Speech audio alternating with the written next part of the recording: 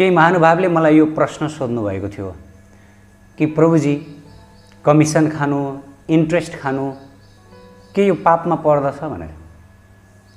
त अब मैले सत्य तथ्य बताउनु पर्ने हुन्छ। शास्त्र सन्त महात्माहरूबाट जस्तो वचन प्रदान गरियो त्यही अनुसार बताउनु पर्ने हुन्छ। अब कतिपय महानुभावलाई मैले बताएको कुरो विश्वास नलाग्ला, त्यो उहाँहरूको अधिकार, विश्वास गर्ने नगर्ने, तर मैले सत्य कुरा बताउनु पर्ने हुन्छ। त वास्तवमा शास्त्रमा बताइएको छ कमिसन खानु, ब्याज खानु यो पापमा पर्दछ। यो सामान्य पापमा पनि पर्दैन, यो भयंकर पापमा पर्दछ र यसको प्रतिफल पनि अत्यन्त भयानक हुन्छ भनेर शास्त्रमा वर्णन गरिएको छ। अब यो भनेपछि कतिपय महानुभावको मनमा लाग्ला, त्यसभए आजकल त यी जति पनि व्यापारीहरू छन्, कलियुगमा प्राय जसो फस्टाएको पेशा भनेको के हो? वैश्य पेशा। हाम्रो शास्त्रमा 4वटा वर्णको बारेमा वर्णन गरिएको छ।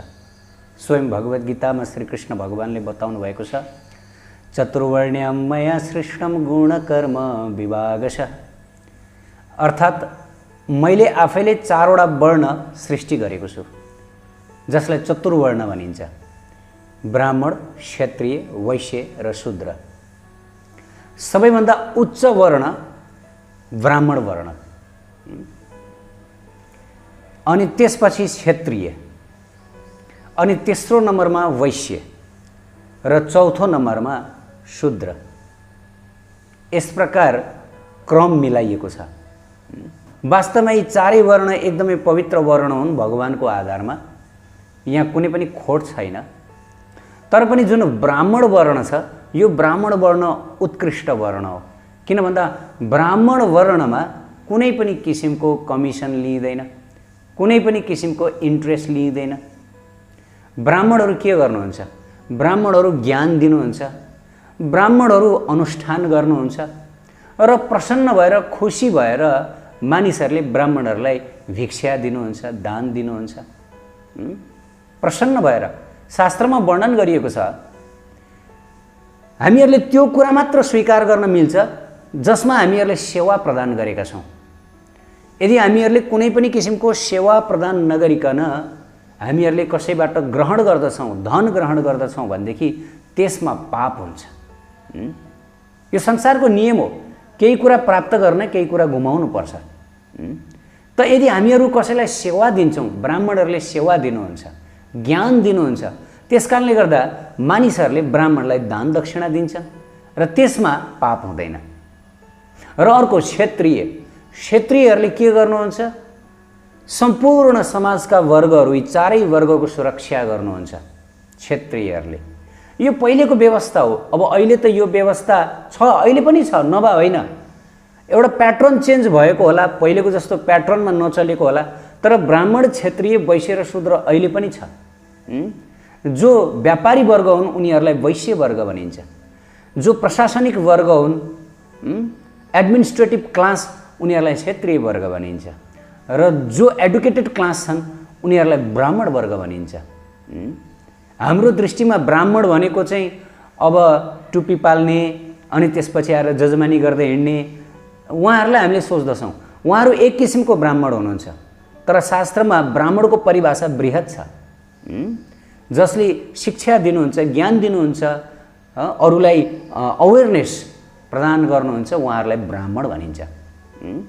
त्यसकारणले गर्दाखेरि क्षत्रियहरूले के गर्नुहुन्छ?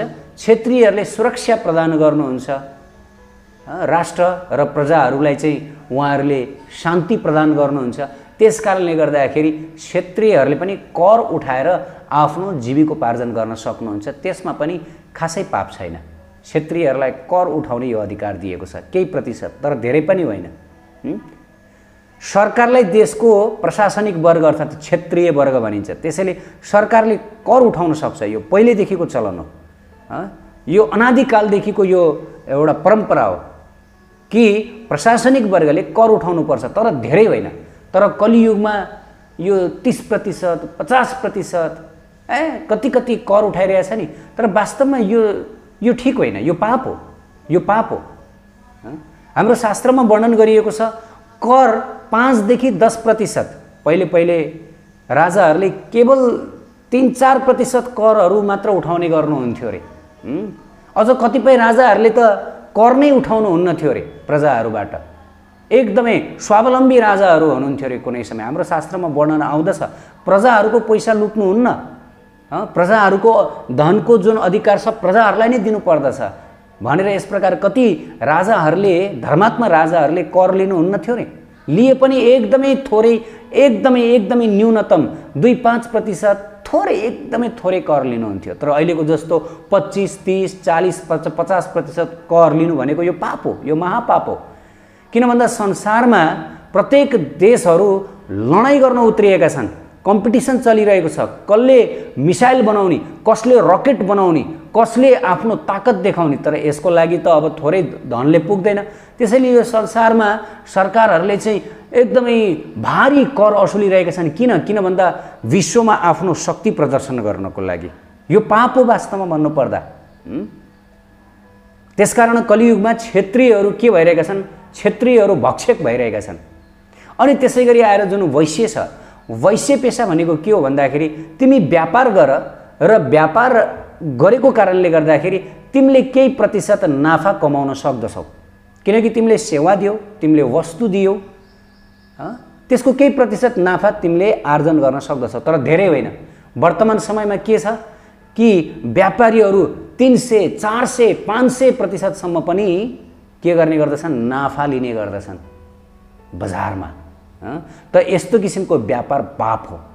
केही प्रतिशत लिन सकिन्छ, शास्त्रमा बताइएको छ। व्यापारमा केही प्रतिशत नाफा राखेर त्यसमा खासै पाप हुँदैन, त्यो वैध हो। तर धेरै राख्नु भनेको त्यो पाप हो भनेर शास्त्रमा बताइएको छ। तर पनि शास्त्रमा के वर्णन गरिएको छ भने अरूसँग फाइदा लिनु भनेको त्यो पाप नै हो। त्यसकारणले गर्दा वैश्यको जुन पेसा छ, वैश्यको पेसालाई तेस्रो दर्जामा राखिएको छ। तेस्रो दर्जामा किनकि त्यहाँ केही न केही थोरै भए पनि पाप कर्म पर्दछ। त्यसकारणले गर्दा वैश्यले ज्यादाभन्दा ज्यादा दान गर्नुपर्दछ। भगवत सेवामा, परोपकारमा दान गर्नुपर्दछ, ताकि उसले जुन पाप गरेर कमाएको नाफा लिएर, जुन अरूबाट जुन लिएको नाफा हुन्छ, त्यो नाफाबाट उसलाई जुन पाप लागिरहेको हुन्छ, त्यो पापको कट्टा गर्नको लागि, त्यो पापलाई भनिन्छ नि निर्मूल गर्नको लागि भनेर उसले अनुष्ठानमा दान दिनुपर्दछ। मारवाडीहरूमा यो प्रथा एकदम प्रसिद्ध छ। मारवाडी समाजमा निरन्तर दान गर्नै पर्दछ। त्यसकारणले जति पनि ठुल्ठुला मन्दिरहरू बनेका छन्, जति पनि साधु सन्तहरूको संसारमा सेवा देश विदेश सबैतिर मारवाडी समाजले राम्रोसँग गर्नुभएको हुन्छ। यो एउटा उदाहरण। किनभने मारवाडी समाज भनेको वैश्य समाज हो, व्यापारी समाज हो। तर अन्य समाजमा हामी देख्न सक्दछौँ कि व्यापारीहरू कस्तो हुन्छन्? टन्न पैसा कमाउँछन्, एकदमै 200, 300, 400, 500% फाइदा लिन्छन्। तर उनीहरू न कुनै अनुष्ठानमा सेवा गर्दछन्, न कसैलाई दान दक्षिणा गर्दछन्, न भगवत सेवामा नै लगाउँदछन्। त यसको फलस्वरूप नरक जानुपर्छ। हेर्नुहोस् है, नरक जानुपर्छ। त्यसकारणले गर्दा चाहे वैध तरिकाले होस्, अवैध तरिकाले होस्, वा सेवा नै प्रदान गरेर किन नहोस्, अरूको धन आर्जन गर्नु भनेको यो पाप हो। त्यसैले त शुद्धिकरणको प्रक्रिया बताइएको छ। अरूको धन लिएपछि त्यो धनसँगै पाप आउँदछ। यो संसारको एउटा विचित्रता के हो भनेदेखि कसैले पनि आफ्नो धन अरूलाई दिन चाहँदैन। हरेक व्यक्तिको स्वभाव हुन्छ मैले प्राप्त गरौँ तर मैले कसैलाई नदिउँ। धनमा यस्तो विचार हुन्छ हरेक व्यक्तिको। चाहे हामी पसलमा गएर सामान किनौँ, हामीले सामान प्राप्त गरौँ तर पनि हामीहरूलाई पैसा दिन मन लाग्दैन। यो अचम्मको कुरा हो। यदि हामीलाई कसैलाई पैसा दिन मन लाग्दैन, कसैलाई अर्थ दिन मन लाग्दैन र हामीले जबरजस्ती दुःख मानी कसैलाई दिन्छौँ भनेदेखि त्यो पैसामा, त्यो धनमा आँसु हुन्छ, त्यो धनमा पीडा हुन्छ। त्यो धन, यसलाई साइन्टिफिकली पनि हामी बुझ्न सक्दछौँ। त्यो पैसामा कन्सियसनेस, उसको कष्ट त्यहाँ मिसिएको हुन्छ। कर्मिक रियाक्सनका रूपमा त्यो धनमा त्यो दुःख उसको बस्दछ। अनि जसले त्यो धन प्राप्त गर्दछ अब उसको दुःख, उसको सन्ताप उसलाई सर्दछ। यो सत्य कुरा हो। यो मानिसहरू विश्वास गरून् नगरून्, आँसुले पोल्छ, आँसु तातो हुन्छ। अरूको धन यदि हामी खान्छौँ भनेदेखि उसको त्यो धनमा आँसु हुन्छ। उसले मेहनत गरेर त्यो धन कमाएको हुन्छ र त्यो धन हराउँदाखेरि ऊ कति रुन्छ थाहा छ? कति रुन्छ थाहा छ? त्यसमा आँसु हुन्छ र यदि कसैले त्यो धन खान्छ भनेदेखि त उसको तातो आँसुले उसलाई पोल्छ। यो सत्य हो, यो केवल शास्त्रको वचन मात्रै होइन। त्यसकारणले गर्दा अरूको धन चाहे हामीहरूले सेवा गरेरै वा हामीहरूले वैध कार्य गरेर अरूको धन यदि आफ्नो हातमा स्वीकार गर्छौँ भनेपछि उसको दुःख उसको कर्म हामीमा सर्छ सर्छ सर्छ। त्यसकारणले गर्दा त हाम्रो धर्म संस्कृतिमा दान गर्ने चलन छ। दान किन गरिन्छ थाहा छ? हामीहरूले संसारमा वैध तरिकाले वा कसैलाई सेवा प्रदान गरेर नै किन नहोस् जुन धन आर्जन गरेका छौँ र त्यो धन सँगसँगै उसको कर्म आइरहेको हुन्छ, त्यो कर्मबाट मुक्त हुनको लागि हामीहरूले निरन्तर दान गर्नुपर्दछ। यो सत्य कुरा हो। यदि हामी जीवनमा दान गर्दैनौँ, भगवत सेवामा दान गर्दैनौँ, सन्त महापुरुषहरूलाई दान गर्दैनौँ र यदि परोपकारमा आध्यात्मिक कार्यमा दान गर्दैनौँ भनेदेखि के हुन्छ? हामी पापै पापले थिचिन्छौँ। किन भन्दा संसारमा हामीहरूले कतिको धन लिएका हुन्छौँ, कतिको हातबाट त्यो धन सर्दै सर्दै त्यो खसी काट्नेको हातबाट त्यो धन आएको हुन सक्दछ, गाई काट्नेको हातबाट पनि त्यो धन आएको हुन सक्दछ, रक्सी बेच्नेको हातबाट पनि त्यो धन आएको हुन सक्दछ। यसको मतलब उसको त्यो धनमा त भीषण भीषण पापकर्म मुछेर आइरहेको हुन्छ नि, होइन हो नि? र यदि हामीले त्यो धन आर्जन गर्दछौँ, भले हामीले पापकर्म नगरेका होलाौँ, भले हामीहरूले मांस नखाने गरेका होलाौँ, कसैको हत्या नगरेका होलाौँ, तर पनि के हुन्छ? त्यो कर्म हामीमा सर्दछ र हामी त्यसको भागी बन्दछौँ। प्यारा, कर्मले हामीलाई छुट दिँदैन। कर्म एकदमै खतरनाक छ। भगवत गीतामा श्रीकृष्ण भगवानले त्यही बताउनु भएको छ कि यो कर्मको खेल भनेको अत्यन्त जटिल छ, यसलाई कसैले बुझ्नै सक्दैन। यो सर्दछ कर्मको खेल, र कर्मको खेल विशेष केबाट सर्दछ? धनबाट, पैसाबाट सर्दछ। अब प्यारा भक्त सज्जन, त्यसो भए के गर्ने? अब संसारमा धनै नकमाउने, पैसै नकमाउने? यो प्रवचन सुन्दाखेरि त यस्तै लाग्छ नि। त्यसो त भोकै बस्नुपर्ने जस्तो भयो। यत्रा सारा व्यापारीहरूले अब व्यापार गरेर छोडिदिनु पर्ने भयो कि क्या हो? अब यत्रो कमिसन लिने गरिन्छ। विशेष गरी सेयर मार्केटको कुरो आउँदछ। सेयर मार्केट वास्तवमा भन्नुपर्दाखेरि यो पाप हो। चाहे मानिसहरूले यो कुरा विश्वास गरून् वा नगरून्, मैले सत्य कुरा बताउँछु। किनभने सेयर मार्केटमा त झन् कुनै किसिमको सेवा नै दिएको हुँदैन। जब व्यक्तिले स्टक किन्दछ, त्यो स्टक किनेर उसले बढेपछि बेच्दछ, त्यसमा के हुन्छ भन्दाखेरि त्यहाँ जुवाको टेक्निक लाग्दछ, अर्थात् त्यो एक किसिमको जुवा हुन्छ। जुवा त झन् ठुलो पाप हो प्यारा भक्त सज्जन। जुवामा के हुन्छ? तपाईँले केही सेवा नै गर्नुभएको हुँदैन। जुवाडीहरू दुईजना बस्छन्, एउटाले हार्छ, अर्कोले जित्छ। त यहाँ त केही किसिमको सेवा हुँदैन। त्यो जो हार्नेवाला हो उसले जुन दुःख गरेर कमाएको सम्पत्ति छ, त्यो दुःख गरेर कमाएको सम्पत्तिमा उसको आँसु छ, उनको मेहनत छ, उसको रगत छ, त्यो तपाईँले लिँदै हुनुहुन्छ जुवामा जितेर भनेदेखि अब तपाईँलाई त त्यो निश्चित रूपले उसको आँसु लाग्छ।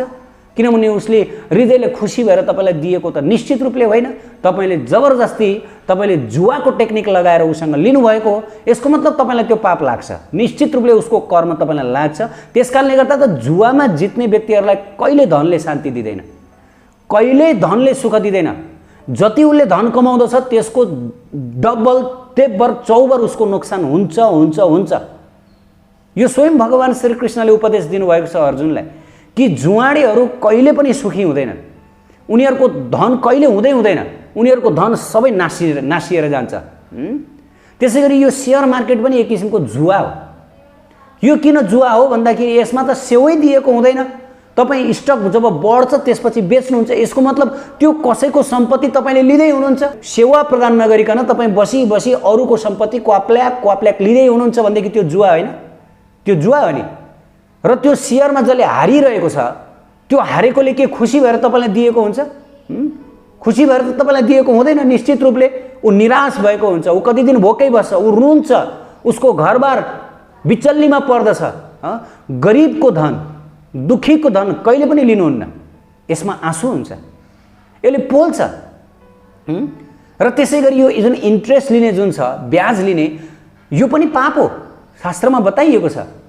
किनकि यसमा के हुन्छ भन्दाखेरि गरिबको पैसा लिएको हुन्छ, उसले हृदयले दिएको हुँदैन, उसले तपाईँलाई प्रेमले दिएको हुँदैन। ल ठिक छ, उसले मलाई केही सेवा दियो, अब म पनि उसलाई दिन्छु भनेर दिएको हुँदैन।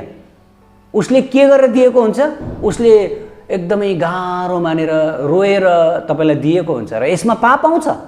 याद गर्नुहोस्, जब व्यक्तिले खुसी भएर धन दिन्छ भने त त्यसमा पाप आउँछ भनेदेखि जब व्यक्तिले दुखी भएर निराश भएर तपाईँलाई धन दिन्छ भनेदेखि के त्यसमा पाप आउँदैन? र त्यो पापको फल बोक्नुपर्छ। हामीले त्यसको चौबर नोक्सानी बेहोर्नु पर्छ। संसारमा हामीहरूले देखेका छौँ मिलियन बिलियन डलर कमाउने व्यक्तिहरू पनि लास्टमा रोडमा आएका छन्। किन भन्दा उनीहरूले यस्तै पाप गरेर कमाएका हुन्छन्, गरिबलाई रुवाएर कमाएका हुन्छन्। कर्म, सारा संसारको गरिबहरूको आँसु रूपी कर्म बोकिरहेका हुन्छन् आफ्नो शिरमा, र त्यसको फलस्वरूप उनीहरू रोडमा आउनुपर्छ। उनीहरू रोगमा थिच्चिनु पर्ने हुन्छ। उनीहरूको सारा सम्पत्ति खरानी भएर जान्छ। उनीहरूको जीवनमा व्याधि नै व्याधि हुन्छ। किन? कर्मको फल त भोग्नुपर्छ र मृत्युपछि पनि नरक जानुपर्छ। त्यस कारणले गर्दा प्यारा भक्त सज्जन, अब के गर्ने त संसारमा? त्यसै कारणले गर्दा त शास्त्रमा यो उपदेश दिएको छ, सन्तुष्ट बन। तिमीसँग जे छ, जति छ त्यसैमा सन्तोष लिऊ। अरूको तिमी देखासेखी नगर। आज संसारमा मानिसहरू किन पापी बन्दै गइरहेका छन् भन्दा उनीहरूले अरूको देखासेखी गर्दछन्। फलानुको त्यत्रो, मेरो छैन। फलानुको करोडौँ करोड, मसँग 1 लाख पनि छैन। फलानुको यत्रो घर, अरे फलानुले के गरेर कमायो, कसरी उसले त्यो धन प्राप्त गर्यो, त्योतिर चाहिँ तपाईँ हाम्रो बुद्धि जाँदैन। उसले आफ्नो पूर्वजन्मको कर्मअनुसार पनि कमाएको हुनसक्छ। शास्त्रमा बताइएको छ, यदि कसैले पूर्वजन्ममा पुण्य कर्म गरेको छ भने उसले म लिन्न मलाई चाहिँदैन भने पनि धन मलाई लि जसरी पनि लिनै पर्छ भनेर आउँछ अरे।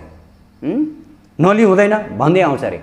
मैले यस्ता कति धनाढ्यहरू देखेको छु जो भन्ने गर्नुहुन्छ कि मलाई अब चाहिँदैन यो धन, मलाई यो पैसा चाहिँदैन। तैपनि आउँछन् पैसाहरू, जता पनि पैसा हुन्छ। म पैसाको ओछ्यान लगाएर सुत्छु। तर मैले भन्ने गर्छु, त्यसो भए राधाकृष्ण मन्दिर बनाउनको लागि दिनुहोस् न भन्दा त्यो चाहिँ हुँदैन हजुर। ल, यो संसारमा जति धन आए पनि, जति पैसा आए पनि व्यक्ति झन लोभी बन्छ। यो शास्त्रमा बताइएको छ। झन उसको लोभ बढ्दै जान्छ। भले यो संसारको सम्पूर्ण धन तपाईँको होस्, तर पनि त्यो धनले धन बोलाउँदछ, अझैले भन्दछ। त्यसकारणले गर्दा सन्तोष रौ। तिमीसँग जे छ त्यसैमा सन्तुष्ट बन। कर्मअनुसार जे तिमीले प्राप्त गरेका छौ त्यतिले तिमीलाई पुग्छ। तिमीलाई नपुग्ने होइन, तर तिम्रो लोभ हुन्छ। त्यसकारण त्यो लोभले तिमीलाई पुग्दैन। एक सन्तले बताउनु भएको थियो, सारा संसारमा मानिसलाई पुगिसरी छ, कहीँ पनि नपुग्दो छैन, तर यो लोभका कारण मानिसहरूलाई पुगिरहेको छैन। त्यसकारणले गर्दा कुलशेखर महाराजको एक प्रसिद्ध प्रार्थना मलाई याद आयो। नष्टा धर्मे नवासु निचय नैव कामापभोगे यद भव्यं तद्भावतो भगवान पूर्व कर्मानुरूपम। कुलशेखर महाराज श्री कृष्ण भगवानको चरणमा प्रार्थना गर्नुहुन्छ, हे प्रभु, यदि मेरो पूर्व कर्म अनुसार मलाई धन आउँछ भने आओस्, म स्वीकार गर्छु। तर यदि आउँदैन भने ठिक छ, म चिन्ता गर्दिनँ। म त एउटै कुरामा चिन्ता गर्छु कि मेरो चित्त, मेरो मन हरदम हजुरको चरण सेवामा लागिरहोस्, हजुरको भक्तिमा लागिरहोस्। मेरो चिन्ता यतिमा हुनेछ। त प्यारा भक्त सज्जन, हामीले के बुझ्नुपर्छ भने यो संसारमा मैले धन पाइनँ, मैले वैभव पाइनँ, मैले घर बनाउन सकिनँ, मैले यो गर्न सकिनँ, मिठो खान सकिनँ, यसमा चिन्ता नगर्नुहोस्। यो चिन्ताको विषय होइन। चिन्ताको एउटै विषय हो कि मैले भगवानलाई कसरी प्राप्त गर्ने, मैले भगवानको त्यो दिव्य आनन्दलाई कसरी प्राप्त गर्ने, त्यो सेवा कसरी प्राप्त गर्ने हो, यसमा चिन्ता गर्नु पर्दछ। तर संसारमा मानिसहरू जडवादी हुँदै गइरहेका छन्। जड चेतना भएको कारणले गर्दाखेरि, चित्त मलिन भएको कारणले गर्दाखेरि उनीहरूलाई आफ्नो वास्तविक हित केमा छ, वास्तविक धन के हो त्यो थाहा छैन।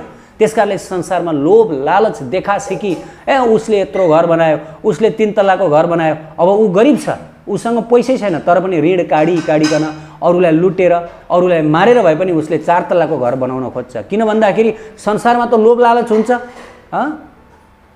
उसले मिठो खाइरहेछ, अब उसले पनि मारेर भए पनि खानुपर्छ, लुटेर भए पनि खानुपर्छ भनेर सोच्दछ। अरे जब व्यक्तिले अरूलाई हेर्न थाल्दछ तब त्यसपछि उसलाई दुःख हुन थालिहाल्यो, अब उसलाई पीडा हुन थालिहाल्यो। आफूभन्दा हुने खानेसँग हेऱ्यो कि अब रुनु पर्यो, अब रुने दिन आयो। आफूसँग नहुनेको हेर्नुहोस्, एक महात्माले बताउँदै हुनुहुन्थ्यो, एक व्यक्ति हस्पिटलमा जाँदै थियो, उसको खुट्टा फ्र्याक्चर भएको थियो अनि हस्पिटलको एउटा बेडमा ऊ सुतिरहेको थियो। ऊ रुँदै थियो, हे भगवान् मेरो खुट्टा फ्र्याक्चर भाँचियो भनेर रुँदै थियो। अनि एकछिनपछि उसले उसको बेडको साइडमा हेर्छ, एक बिमारी थियो, उसको त दुवै खुट्टो काटिएको थियो। जब उसले यो देख्यो त्यसपछि रुन धुन बन्द भयो। किन? उसले मनमा विचार गर्यो, अरे मेरो त खुट्टो भाँचियो मात्रै, उसको त दुईटै खुट्टो काटिएको छ। अब उसले चित्त बुझायो। त यो खुट्टो भाँचिएको व्यक्तिले यदि रनिङ गरिरहेको व्यक्तिलाई देख्यो भने त उसलाई निश्चित रूपले दुःख हुन्छ, मनमा जलन हुन्छ। त्यो यसरी रनिङ गरिरहेको छ, म चाहिँ भने खुट्टो भाँचेर यहाँ बेडमा सुतिरहेको छु, जलन हुन्छ। त त्यो खुट्टो नभएकोलाई हेर्नुहोस्, त्यसपछि के हुन्छ? ओहो हे प्रभु, कमसेकम मलाई खुट्टो त दिनुभएको छ हजुरले, उसको त खुट्टै छैन हेर त। त्यसकारणले गर्दा यदि तपाईँ हामी जीवनमा सन्तोक रहन चाहन्छौँ, सन्तुष्ट रहन चाहन्छौँ भनेदेखि तपाईँले हामीभन्दा नभएको व्यक्तिलाई हेर्नुपर्दछ। यदि तपाईँ आफूभन्दा गरिब व्यक्तिलाई फलो गर्नुहुन्छ भनेदेखि तपाईँ कहिले दुखी नै बन्नुहुन्न। आफूभन्दा नभएको विपन्न व्यक्तिलाई तपाईँ हेर्नुहुन्छ भनेदेखि तपाईँ कहिले निराश नै बन्नुहुन्न। किनकि हेर त बिचराहरूले कति दुःख पाएका छन्, कमसेकम मैले त 2 साग खान पाएको छु, उनीहरू त 2 साग पनि खान पाएको छैनन्। यस प्रकार तपाईँले चित्त बुझाउन सक्नुहुन्छ, तपाईँ सन्तुष्ट रहन सक्नुहुन्छ। तर यदि तपाईँ धनाढ्यहरूलाई हेर्नुहुन्छ, राजा बादशाहहरूलाई हेर्नुहुन्छ भनेदेखि त तपाईँ निराश बन्नुहुन्छ, तपाईँ जल्नुहुन्छ, तपाईँ मर्नुहुन्छ। तपाईँलाई कहिल्यै सन्तुष्टि मिल्दैन, तपाईँलाई आनन्द मिल्दैन। तपाईँ घाँटीमा पासो लगाएर मर्नुहुन्छ। यो सत्य कुरा मैले बताउँदैछु। त्यसकारणले गर्दा जीवन जिउनको लागि सन्तुष्ट हुनु छ। सन्तुष्ट हुनको लागि आफूभन्दा हुँदै नभएको व्यक्तिसँग कम्पेयर गर्नुहोस्। सन्तुष्ट हुने यो आदत बस्दछ। उत्कृष्ट आध्यात्मिक जानकारीहरूका लागि नेपालकै पहिलो शुद्ध आध्यात्मिक च्यानल टिभी लजिकल कृष्णलाई सब्स्क्राइब गर्न नभुल्नुहोला र हरेक अपडेट्सका लागि यो बेल आइकन पनि दबाइदिनुहोला।